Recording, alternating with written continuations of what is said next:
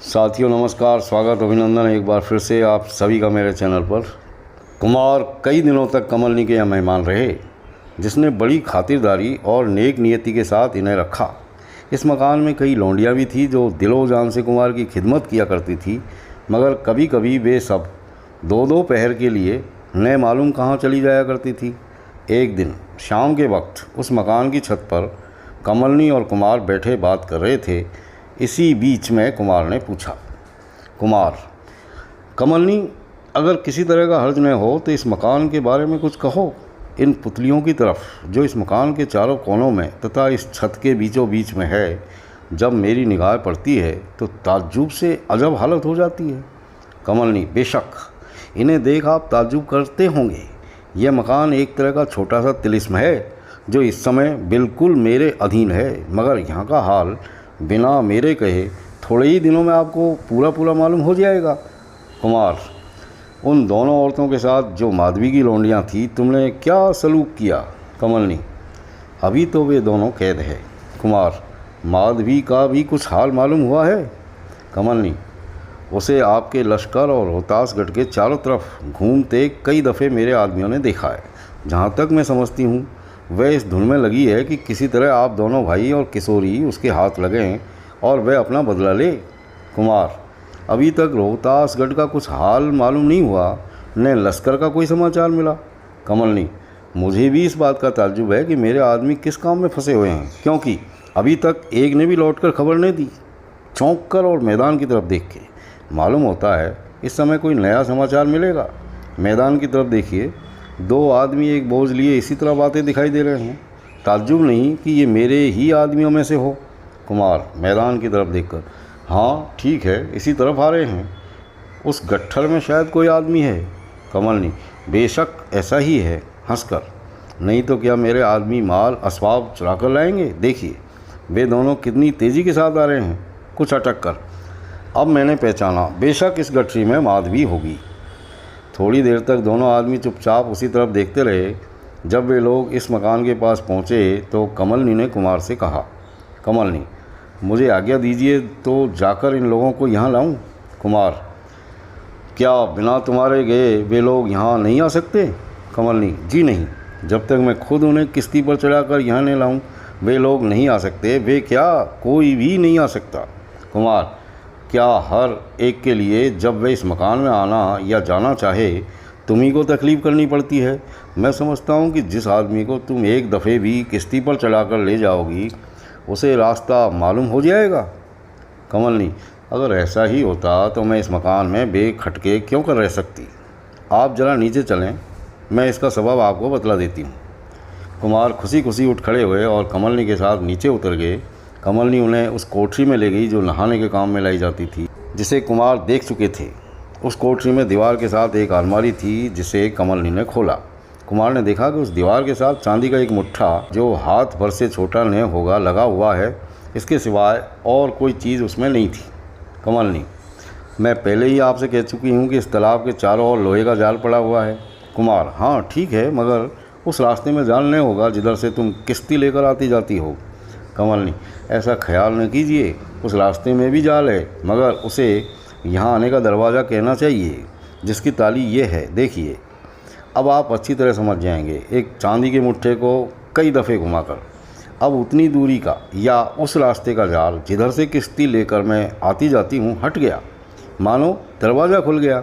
अब मैं क्या, कोई भी जिसको आने जाने का रास्ता मालूम है किश्ती पर चढ़ के आ जा सकता है। जब मैं इसको उल्टा घुमाऊंगी तो वह रास्ता बंद हो जाएगा, अर्थात वहाँ भी जाल फैल जाएगा, फिर किश्ती आ नहीं सकती। कुमार हंसकर, बेशक ये एक अच्छी बात है। इसके बाद कमलनी किश्ती पर सवार होकर तालाब के बाहर गई और उन दोनों आदमियों को गठरी सहित सवार करा के मकान में ले आई। तो तालाब में आने का रास्ता उसी रीति से, जैसे कि हम ऊपर लिख चुके हैं, बंद कर दिया। इस समय यहाँ कई लौंडियाँ भी मौजूद थी। उन्होंने कमलनी के इशारे से छत के ऊपर रोशनी का बंदोबस्त कर दिया और सब कोई छत के ऊपर चले गए। कुमार के पास ही कमलनी गलीचे पर बैठ गई और वे दोनों आदमी भी गठरी के सामने रख करके बैठ गए। इस छत की ज़मीन चिकने पत्थर की बहुत साफ़ सुथरी बनी हुई थी। अगर नज़ाकत की तरफ ख्याल नहीं किया जाए तो फ़र्श या बिछावन बिछाकर वहाँ बैठने की कोई ज़रूरत न थी। कमलनी, कुमार देखिए, इन दोनों आदमियों को मैंने माधवी को गिरफ्तार करने को भेजा था। मालूम होता है कि ये लोग अपना काम पूरा कर आए हैं और इस गठरी में शायद माधवी को ही लाए हैं। दोनों आदमियों की तरफ देखकर, क्यों जी, माधवी है या किसी दूसरी को लाए हो? एक, जी माधवी को ही लाए हैं। कमलनी, गठरी खोलो और जरा इसकी सूरत देखूं। उन दोनों ने गठरी खोली।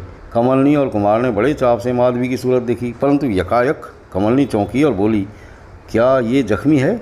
एक, जी हाँ, मुझे उम्मीद नहीं कि इसकी जान बचेगी क्योंकि चोट भारी है। कुमार, इसे किसने जख्मी किया है? एक, किसी औरत ने रोहतासगढ़ के तिलिस्मी तहखाने में इसे चोट पहुँचाई है। कुमार कमलनी की तरफ देखकर, क्या रोहतासगढ़ में कोई तिलिस्मी तहखाना भी है? कमलनी, जी हाँ, पर उसका भेद बहुत आदमियों को मालूम नहीं है, बल्कि जहाँ तक मैं समझती हूँ वहाँ का राजा दिग्विजय सिंह भी उसका पूरा हाल नहीं जानता होगा।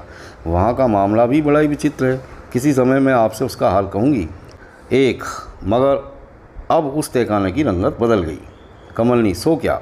एक, कुमार की तरफ इशारा करके, आपके अय्यारों ने उसमें अपना दखल कर लिया, बल्कि ऐसा कहना चाहिए कि रोहतासगढ़ ही ले लिया।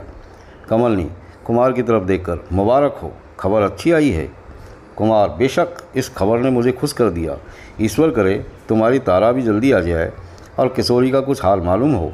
माधवी को गौर से देख और चौंक कर, यह क्या, माधवी की दाहिनी कलाई दिखाई नहीं देती? कमलनी हंसकर, इसका हाल आपको नहीं मालूम? कुमार, कुछ नहीं। कमलनी, पूरा हाल तो मुझे भी नहीं मालूम, मगर इतना सुना है कि कहीं गया जी में इससे और इसके दीवान अग्निदत्त की लड़की कामनी से लड़ाई हो गई थी।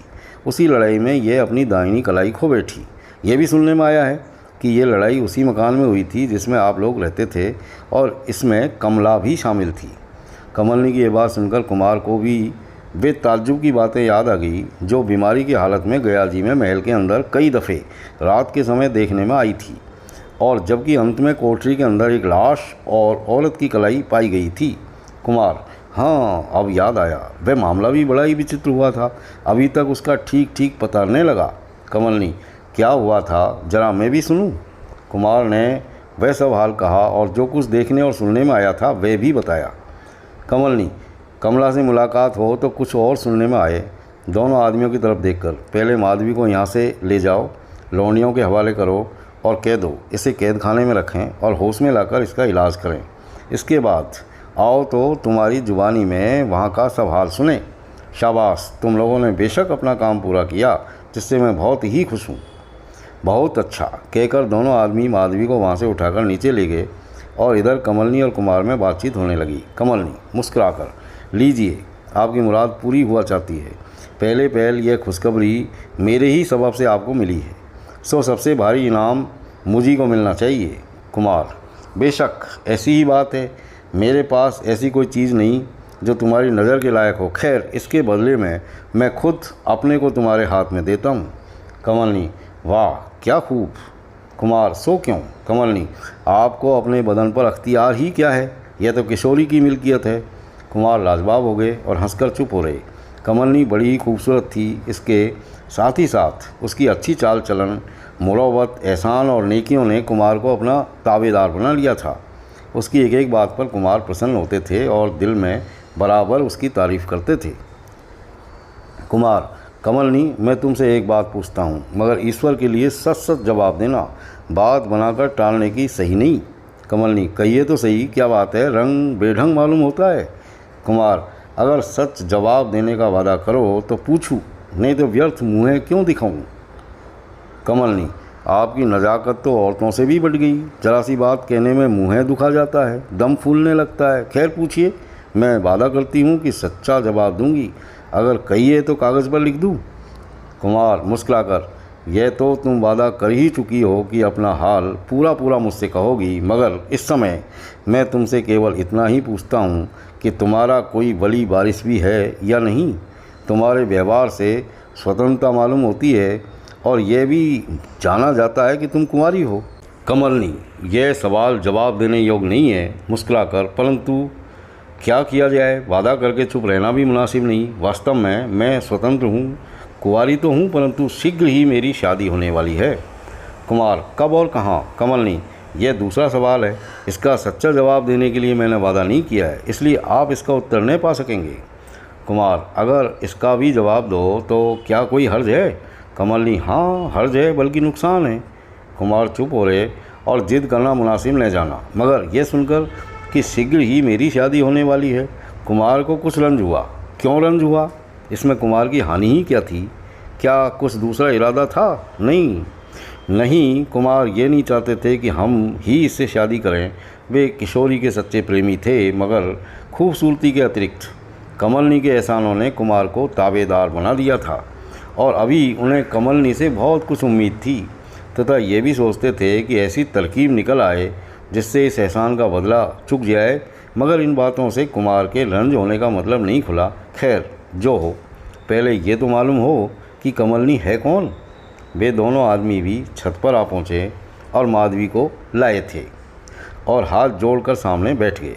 कमलनी ने उनसे खुला सा हाल कहने के लिए कहा और उन दोनों ने इस तरह कहना शुरू किया। हम दोनों हुक्म के मुताबिक यहाँ से जाकर माधवी को खोजने लगे, मगर उसका पता गया जी और राजगढ़ी के इलाकों में कहीं नहीं लगा। लाचार होकर रोहतासगढ़ किले के पास पहुँचे और पहाड़ी के चारों तरफ घूमने लगे। कभी कभी रोहतासगढ़ की पहाड़ी के ऊपर भी जाते और घूम घूम कर पता लगाते कि वहाँ क्या हो रहा है। एक दिन रोहतासगढ़ पहाड़ी के ऊपर घूमते फिरते यकायक हम दोनों एक खो के मुहाने पर जा पहुँचे और वहाँ कई आदमियों के धीरे धीरे बातचीत करने की आवाज़ सुनकर एक झाड़ी में, जहाँ से उन लोगों की आवाज़ साफ सुनाई देती थी, छिप रहे। अंदाज से ये मालूम हुआ कि वे लोग कई आदमी हैं और उन्हीं के साथ एक औरत भी है। नीचे लिखी बातें हम लोगों ने सुनी। एक, न मालूम हम लोगों को कब तक यहाँ अटकना और राह देखना पड़ेगा। दूसरा, अब हम लोगों को यहाँ ज़्यादा दिन नहीं रहना पड़ेगा, या तो काम हो जाएगा या खाली ही लौटकर चले जाने की नौबत आएगी।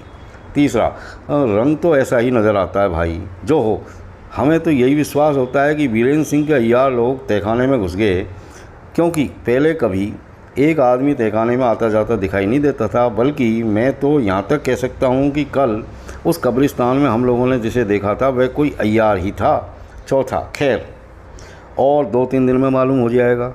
औरत, हम लोगों का काम चाहे जब हो, मगर मेरा काम तो आज हुआ ही चाहता है। माधवी और तिलोत्तमा का मैंने खूब ही धोखा दिया है। आज उसी कब्रिस्तान की राह से मैं उन दोनों को तहखाने में ले जाऊंगी। एक, अब तुम्हें वहाँ जाना चाहिए, शायद माधवी वहाँ पहुँच गई हो। औरत, हाँ अब जाती हूँ, पर अभी समय नहीं हुआ। दूसरा, दम भर पहले ही पहुँचना अच्छा है। ये बातें सुनकर मैं उन लोगों को पहचान गया। वे रामू वगैरह धनपति जी के सिपाही लोग और औरत चमेला थी।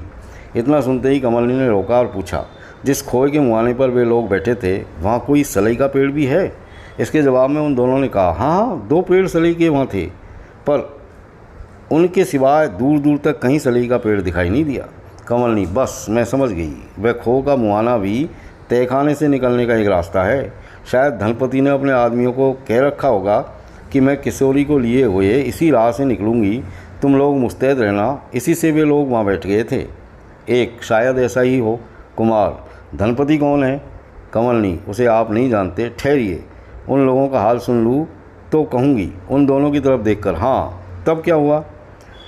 उसने फिर यूँ कहना शुरू किया। थोड़ी देर में चमेला वहाँ से उठी और एक तरफ को रवाना हुई। हम दोनों भी उसके पीछे पीछे चले और सुबह की सफ़ेदी निकलना ही चाहती थी कि उस कब्रिस्तान के पास पहुँच गए जो तहखाने में जाने का दरवाज़ा है। हम दोनों एक आड़ की जगह में छिप रहे और तमाशा देखने लगे। उसी समय माधवी और तिलोत्तमा भी वहाँ आ पहुँची। तीनों में धीरे धीरे कुछ बातें होने लगी जिसे दूर होने के सबब मैं बिल्कुल नहीं सुन सका। आखिर वे तीनों तहखाने में घुस गई और पहरों गुजर जाने पर भी बाहर नहीं निकली। हम दोनों ये निश्चय कर चुके थे कि जब तक वे तहखाने से न निकलेंगी, यहाँ से न टलेंगे। सवेरा हो गया, बल्कि धीरे धीरे 3 पहर दिन बीत गया। आखिर हम दोनों तहखाने में घुसने के इरादे से कब्रिस्तान गए। वहाँ पहुँचकर हमारे साथी ने कहा, आखिर हम लोग दिन भर परेशान हो ही चुके हैं, अब शाम हो लेने दो तो तहखाने में चलें। मैंने भी यही मुनासिब समझा और हम दोनों आदमी वहाँ से लौटना ही चाहते थे कि तहखाने का दरवाज़ा खुला और चमेला दिखाई पड़ी। हम दोनों को भी चमेला ने देखा और पहचाना, मगर उसको ठहरने या कुछ कहने का साहस नहीं हुआ। वह कुछ परेशान मालूम होती थी और खून से भरा हुआ एक छुरा उसके हाथ में था। हम दोनों ने भी उसको कुछ टोकना मुनासिब नहीं समझा और ये विचार कर कि शायद कोई और भी इस तहखाने से निकले, एक कब्र की आड़ में छिपकर बिचली कब्र अर्थात तहखाने के दरवाजे की तरफ देखने लगे। चमेला हम लोगों के देखते देखते भाग गई और थोड़ी देर तक सन्नाटा रहा। थोड़ी देर बाद हम लोगों ने दूर से राजा बीरेंद्र सिंह के अय्यार पंडित बद्रीनाथ को आते देखा। वह तहखाने के दरवाजे पर पहुँचे ही थे कि अंदर से तिलोत्मा निकली और पंडित बद्रीनाथ ने उसे गिरफ्तार कर लिया। इसके बाद ही एक बूढ़ा आदमी तहखाने से निकला और पंडित बद्रीनाथ से बातें करने लगा। हम लोगों को कुछ भी बातें सुनाई देती थी। इतना मालूम हो गया कि तहखाने के अंदर खून हुआ है और इन दोनों ने तिलोत्मा को दोषी ठहराया है। मगर हम लोगों ने खून से भरा हुआ छुरा हाथ में लिए चमेला को देखा था, इसलिए विश्वास था कि अगर तहखाने में कोई खून हुआ है तो ज़रूर चमेला के ही हाथ से हुआ है। तिलोत्मा निर्दोष है। पंडित बद्रीनाथ और वह बूढ़ा आदमी तिलोत्मा को लेकर फिर तहखाने में घुस गए। हम लोगों ने भी वहाँ अटकना मुनासिब नहीं समझा और थोड़ी ही देर बाद हम लोग भी तहखाने में घुस गए तथा तहखाने की 50 कोठरियों में घूमने और देखने लगे कि कहाँ क्या होता है।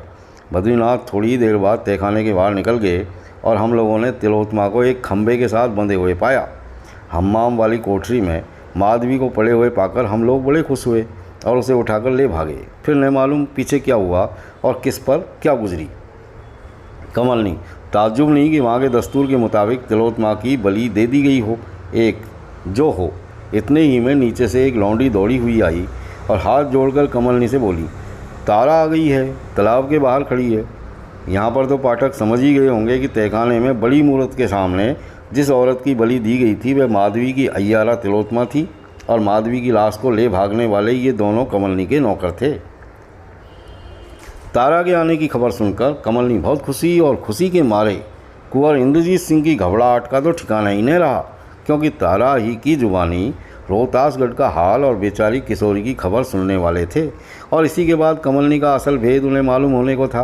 कमलनी कुमार की तरफ देखकर, जिस तरह इन दोनों आदमियों को मैं तालाब से बाहर लाई हूँ उसी तरह तारा को भी लाना पड़ेगा।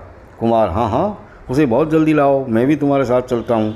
कमलनी, आप क्यों तकलीफ़ करते हैं, बैठिए, मैं उसे अभी लाती हूँ। दोनों आदमियों की तरफ देखकर, चलो तुम दोनों को भी तालाब के बाहर पहुँचा दूँ। लाचार कुमार उसी जगह बैठे रहे। उन दोनों आदमियों को साथ लेकर कमलनी वहाँ से चली गई तथा थोड़ी देर में तारा को लेकर आ पहुँची। कुंवर इंद्रजीत सिंह को देखकर तारा चौंकी और बोली, तारा, क्या कुमार यहाँ विराज रहे हैं? कमलनी, हाँ, कई दिनों से यहाँ हैं और तुम्हारी राह देख रहे हैं। तुम्हारी जुबानी रोहतासगढ़ और किशोरी तथा लाली और कुंदन का असल भेद और हाल सुनने के लिए बड़े बेचैन हो रहे हैं। आओ मेरे पास बैठ जाओ और कहो क्या हाल है। तारा ऊंची सांस लेकर, अफसोस है, मैं इस समय बैठ नहीं सकती और न कुछ वहाँ का हाल ही कह सकती हूँ, क्योंकि हम लोगों का यह समय बड़ा ही अमूल्य है। कुमार को यहाँ देख मैं बहुत खुश हुई। अब वह काम बखूबी निकल जाएगा। कुमार की तरफ देखकर, बेचारी किशोरी इस समय बड़े ही संकट में पड़ी हुई है। अगर आप उसकी जान बचाना चाहते हैं तो इस समय मुझसे कुछ न पूछिए, बस तुरंत खड़े हो जाइए और जहाँ मैं चलती हूँ चले चलिए। हाँ, यदि बन पड़ा तो रास्ते में मैं वहाँ का हाल आपसे कहूँगी। कमलनी की तरफ देखकर, आप भी चलिए और कुछ आदमी अपने साथ लेती चलिए, मगर सब कोई घोड़े पर सवार और लड़ाई के सामान से दुरुस्त रहें। कमलनी, ऐसा ही होगा। कुमार खड़े होकर, मैं तैयार हूँ। तीनों आदमी छत के नीचे उतरे और तारा के कहे मुताबिक कार्रवाई की गई। सुबह की सफ़ेदी आसमान पर निकलना ही चाहती है। आओ देखो, हमारा बहादुर नौजवान कुंवर इंद्रजीत सिंह किस ठाठ से मुस्की घोड़े पर सवार मैदान की तरफ घोड़ा फेंके चला जा रहा है और उसकी पेटी से लटकती हुई जड़ायु नयाम यानी म्यान की तलवार किस तरह उछल उछल कर घोड़े के पेट पर थपकियाँ मार रही है, मानो उसकी चाल की तेज़ी पर शाबाशी दे रही है।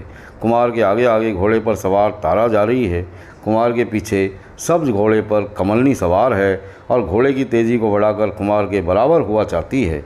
उसके पीछे 10 दिलावर और बहादुर सवार घोड़ा फेंके चले जा रहे हैं और इस जंगली मैदान के सन्नाटे को घोड़ों के टापों की आवाज़ से तोड़ रहे हैं। तो साथियों, यहाँ पर अब आपका तीसरा बयान पूरा होता है। अगले बयान में फिर मिलते हैं, तब तक के लिए have a nice time. Thank you very much for watching.